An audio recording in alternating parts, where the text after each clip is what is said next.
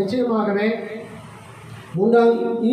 இனிமே வர இருக்கின்ற இந்த மூன்றாம் உலக மகா யுத்த காலங்களில் அநேகர் இறந்து போய் அல்லது மரித்து போய் கிறிஸ்துவனுடைய சமூகத்தில் நிற்பார்கள் என்று ஒரு விதத்தில் நாம் யூகிக்கலாம். இல்லைன்னா இந்த நாட்களில் கைவிடப்பட்டவர்கள் கிறிஸ்துவனுடைய அந்த ரகசிய வருகையில் நிறைய பேர் கைவிடப்படுவாங்க. ஏன்னா அறகுறையாக வாழ்ந்துட்டு இருப்பாங்க.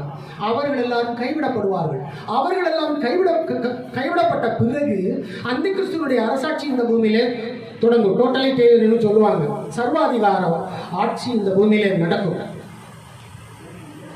பேப்பர் மணி எல்லாம் எரேடிகேட் ஆகி குளோபல் சிஸ்டம், குளோபல் வேர்ல்டு வரும். Global economical system, global ruling system இந்த பூமியில் உருவாகும் பொழுது சாப்பாடு இருக்காது, பசி இருக்கும். ஆனால் என்ன இருக்காது, எதுவுமே வாங்க முடியாது. பசி பட்டினோடு கூட வாழ வேண்டிய ஒரு சூழல், வருமானம் இருக்காது. எல்லாமே ரொம்ப கடினமான ஒரு காலங்களில் இருக்கும் பொழுது அந்த காலத்தில் நெற்றியில் முத்திரை தரிக்காதவர்கள் விற்கவும் முடியாது, வாங்கவும் முடியாது. அப்பேற்பட்ட சூழல்களில் ஒரு கூட்டம் என்ன பண்ணும், இந்த முத்திரைகள் எல்லாம் எதிர்க்கும். இந்த முத்திரைகள் எல்லாம் தரிக்க மாட்டாங்க. செத்துட்டு போகிறோம்